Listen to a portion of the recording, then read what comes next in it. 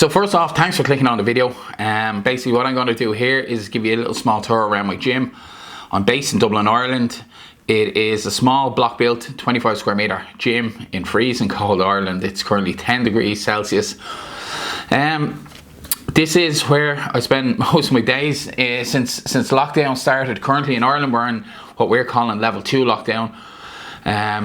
This is a second tier of our lockdown series. We had one earlier on in the year, and luckily enough, just prior to it, I started putting a few new things into the gym, put a new floor, painted it up, and did a bit of work through lockdown, built a few shelves and storage, got in some equipment, got rid of some equipment. But I'm just going to show you where it is and what stage it's at now. Part of it started with, I was in Columbus, Ohio for the Arnold Classic in March, which subsequently got cancelled when I got there, which gave me plenty of downtime. One of the days, the strongman still went ahead, but one of the days I was off, I went over to the Rogue factory for a small tour and got to see some of the equipment that they have there. One of the things I took a liking to was the Rogue RM4 series, the Monster series of racks. Then when I got home to Ireland, at the time I had a PowerTech rack, a UK brand one. So it was perfect time to sell gym equipment. I got rid of the PowerTech rack and invested in one of the RM4s from Rogue. I was lucky enough with Rogue Europe, they somehow managed to get me probably one of the last power racks in Rogue Europe, and it got shipped over to me. I had to wait a while for some of the accessories. And that's where that's the centerpiece that I'm standing in now. You might wonder what this strange implement that I'm leaning on is, why there's a hole in the middle of a table, but this is my, it's a dual purpose. It's my belt squat and it's also my reverse hyper that I've kind of made. I would have loved to get the Rogue version of the belt squat, which is the Rhino, but that would have meaning that I would have had to accommodate a lot more space behind the rack to fit it in, and I would have lost a lot of space in the center, and as I said, it's not too big. So I wasn't willing to give up that much space for one piece of equipment or for one functional piece of equipment. So this, I looked online, saw a couple of kind of ideas, and I came up with this. It's very basic. I might do a video on it and show how I made it and give the dimensions. Foot either side, weight post down the center, belt squat on, and then just up and down. It goes down a little bit lower so I can accommodate my height. Other than that, when it goes into reverse hyper mode, I put two pins either side, attach a pendulum device, and then I can just put a mat over here, rubber mat, and then just use it as a reverse hyper. I was hoping to get all of this done in one video. It's not looking that way. It's going to be, first of all, the first video is going to be the bars, my accessories, attachments, and the second video is going to be the power rack, my boxing corner, some of the cardio pieces, and some other pieces of equipment that I have in the gym, and a little walk around. So please subscribe and stay tuned, and I'll have the second part out soon. So to start things off, I'm going to start off with my grip implements. I used to compete in strongman. Big part of strongman was grip. I've still trained grip quite a bit, not probably as much as I should. I do like training it anyway, and throughout the years I've built a bit of a grip collection of grip pieces. One piece everyone probably has had a go at one stage of their life, normally in a cheaper plastic version of them, but this is the Captain of Crush, Iron Mind Captain of Crush grips. They come in different strengths, and the idea is you close them and you have the two ends have to touch, and they come in a multitude of numbers ranging from 1 upwards to 6 or 7 as far as I know they go up to.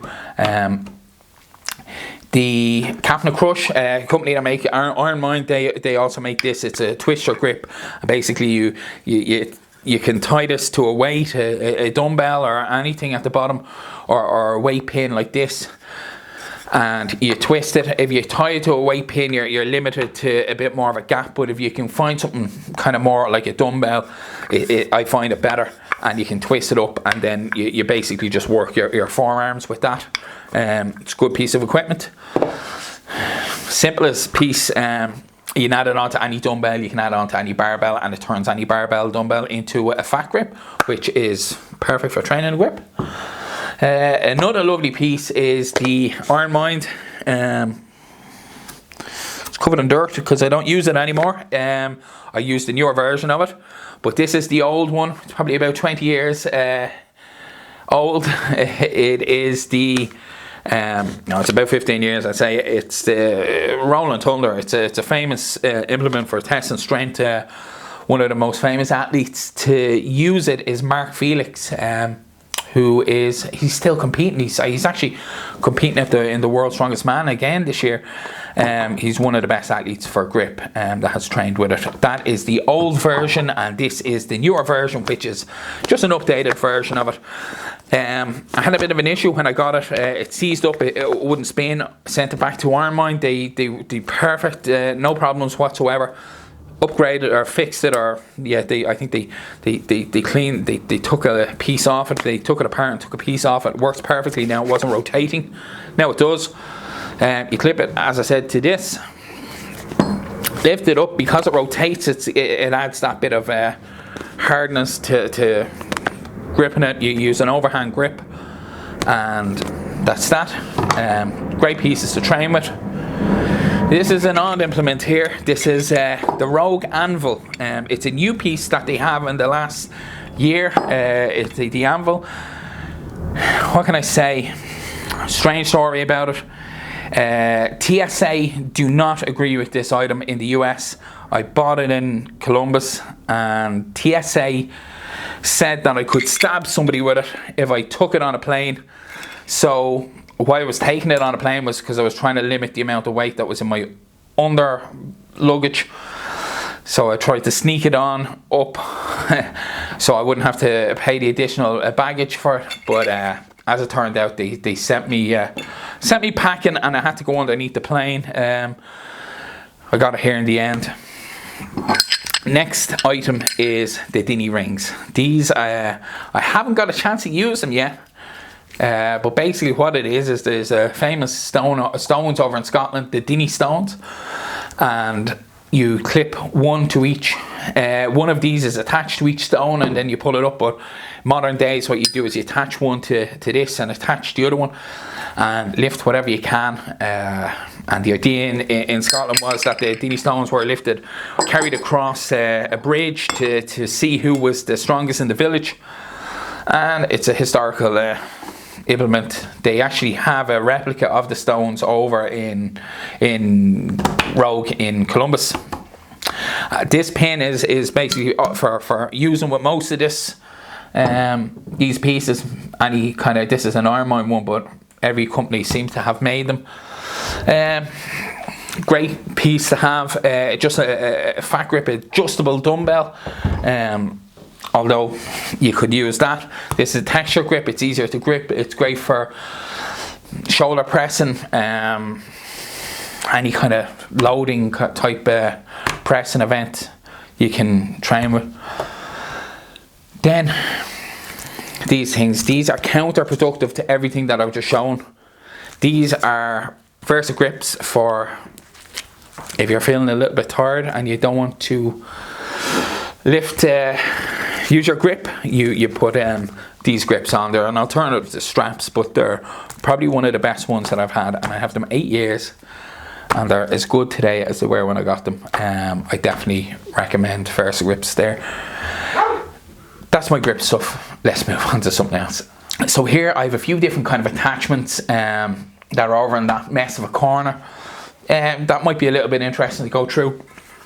This is for the lat pull down. There's a company out there called Mag Grips, and they make obviously a better quality version of this. This seems to be a knockoff of it. Picked it up in a shop in Ireland. It means that you can pull down more weight. It doesn't test your grip as much because of the way the hand placements are on it. It's great. I have it in 3 different sizes. That's the small one. I have a medium grip and a wide grip. A tricep press down attachment. I have the rope, the standard rope that most people use for tricep push downs. This is just a foam kind of type handle from Rogue that we got. Great company, Shike, make gloves and different kind of wrist wraps. I normally use elasticated wrist wraps, But I find these are easier to open up and close in between sets, and they're perfect neoprene kind of ones. These collars have a lot of collars, spurious type ones, but I watched a video from Garage Gym Reviews, and Coop done a weird kind of review where he tested a multitude of collars and put them through all kind of rigorous tests, and these came out on top. And I just thought I'd pick a set up and see what they're like, and they're very good. Weight's going nowhere with them on. They're actually, they tend to, when you have the on the bar, they tend to snap out and they could take your finger off. Another set I have are these Rogue HG collars. These are very simple collars. I have a lot of kind of ones based on these and different designs. They're a cheaper brand. These are solid. They're absolutely going nowhere, and they make the exact same HG collars for the axle bar, which also work on my my log. So they're great for that. Over here, another good company called Spud Inc. make this simple attachment. Spud Inc. come up with a lot of good ideas, useful ideas, and everyone probably thinks, oh, I might think of that. But simply, you do get this, place it in between a weight plate, an Olympic plate, and then you can do kettlebell swings. You wouldn't be doing any kind of technical movements or anything like that, but they're great for kettlebell swings and different kind of kettlebell movements, and you can load it up to whatever you can hold. This is a hamstring curls foot strap. You put this onto a low row pulley, and then you can do hamstring curls. Simple. So your foot stays in it, it doesn't slip out. Spud Inc. again. This is a great device. It's simple. Morifit make it, but loads of companies make them. It's a deadlift jack. It's simple. It means that you're not struggling with weight plates in between sets to get weights on. Or you can put them up on a change plate, and that's fairly simple. But these just take all the work out of it. Some people have a larger one that works up. I'm stuck for space here, so the small one is absolutely perfect. Works fine for me. This other piece here is the ball I picked up in a shop here in Ireland. It's just a 6 kilo medicine ball, and then what it's in is, I'm not sure the name of the company that make it. It doesn't seem to be on it, but I got it in Rogue. It's basically just a strap for it's a similar type of exercise than doing sledgehammer, kind of hitting a tire. You can swing this. I have a rubber floor. This is rubber. There's no loud noise. There's no damage being done, and you can swing away. It's a great high intensity kind of workout for getting the heart rate going. And only recently I purchased one of these Whoop bands. So I want to test my strain, test my heart rate going up. So it's a great way for that to put me to the test. As I said, most of the stuff that I do here has been strongman, because I competed in strongman, and it's mostly powerlifting movements that I do. I'm trying to mix that up with a little bit more of high intensity type work. And let's move on. Now, probably one of the most important parts to the gym is the barbells. This one here probably doesn't get a whole load of use. It's a easy curl bar, simple, easy curl, made by Rogue. Fairly standard type knurling, not too aggressive, somewhat similar to the Rogue Ohio bars. It's in a zinc finish. It's a nice bar, good grip on it, good feel. What can I say? It's an easy curl bar. Next up is the Rogue axle bar. Fairly lightweight. It's the longer version. They do a shorter, stubby one. It's more CrossFit kind of type. I tend to use this on the spotter arms on the outside of the rack for strict presses, or a clean and press on the outside of the rack.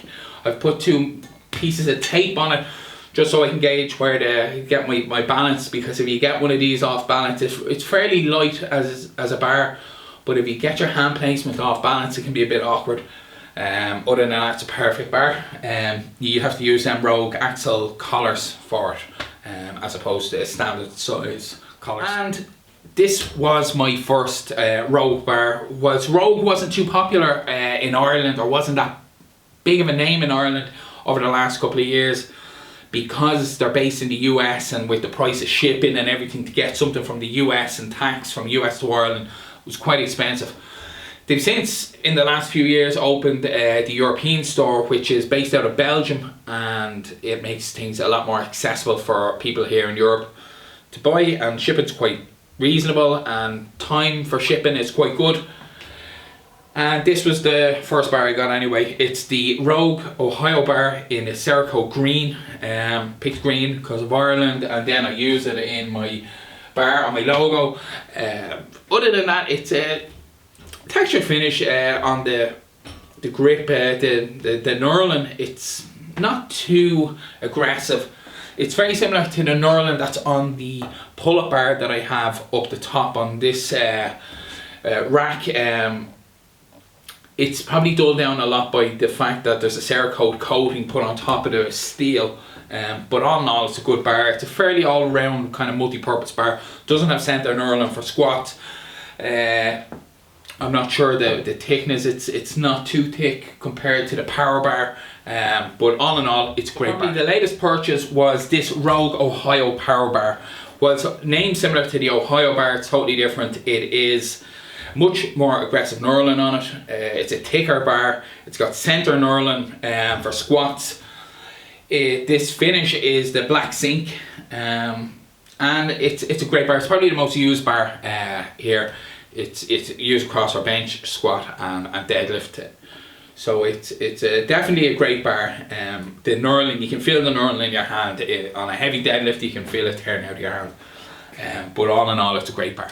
And quite similar to the Ohio power bar, similar in colour, black zinc. Similar knurling, whilst I feel this might be a little bit more aggressive. It is a thinner bar, it's longer, and that's because it's purely a deadlifting bar. It's the Ohio Deadlift Bar is what it's called. It's thinner and longer because it allows for a bit of flex when you lift the weight up, when you're holding it and you pull through the lift. Depending on what you're lifting, you probably only kind of feel a difference if you're going 140 kilos upwards. That's 3 plates on each side, 3 20-kilo plates on each side.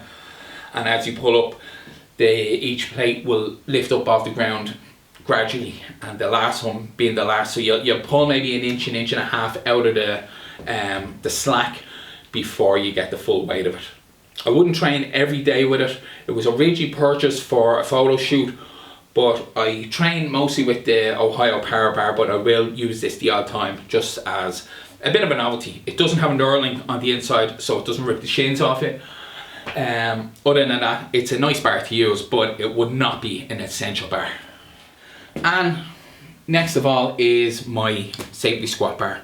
When I decided to get one of these about a year ago, I've done a bit of research into different ones. Now there's a lot of videos online of different companies, the likes of Elite FTS, Kabuki Strength, Titan, different ones that people are getting in the US that we just don't have the option for in Europe. So I was a bit limited to where I could look. The shops that sell them here, gym shops and whatnot, had ones that I wasn't too comfortable with. I wasn't comfortable with the placing of these bars, the padding, just they didn't feel right. The weight distribution didn't feel right. So I saw a couple of videos of this one in use. This is from Strength Shop UK, and I like it. Now I've seen similar ones sold with other companies. It could be the same one that's sold, just relabeled for Strength Shop, but it's out of all the ones that I saw, it's great. The weight distribution, I took a chance when I ordered it online. When I got it, I was so happy. The pad and everything just worked out perfectly, and it's a lovely bar to squat with. Last of all, you're probably looking at this bar and saying, what's that fine coating on it? Well, that is fine Irish weather wrapped around in the form of rust. This is my beater bar. This is my OG bar. This will never leave me. It's knurling wise, it's unbelievable. The knurling, it's great. It's gone a bit mashed where I hit the cups at the end. There's probably a bit of blood within there from scraping up and down my shin throughout the years. But other than that, it's a grand bar. Mostly use it for within the landmine and just as a bit of a beater bar, but I would never get rid of it. So this bench here is the most recent bench that I got as a flat bench. I do have an adjustable as well, but I wanted a dedicated flat bench, and it's actually served as a bit of an office chair for when I'm working from home out here. It is the alternative I was originally going to get was the Rogue Thompson Fat Pad one. Wasn't in stock, but as well it was quite pricey for what it is, just a flat bench. MyraFit, a UK company, have this, and they've a couple of different sizes, but this one here was like their Thompson Fat Pad equivalent, textured grip to it, solid, wide, and beautiful to bench on. So I went with that, and it was one of my best decisions that I made, and it was at the beginning of lockdown, so it's perfect to have it in time. Next up is the adjustable one, which so this is my adjustable PowerTech bench. This was originally bought alongside the PowerTech rack 10-12 years ago. It's lasted me 10-12 years. It's had me on it every day, so it's naturally gone a bit wonky.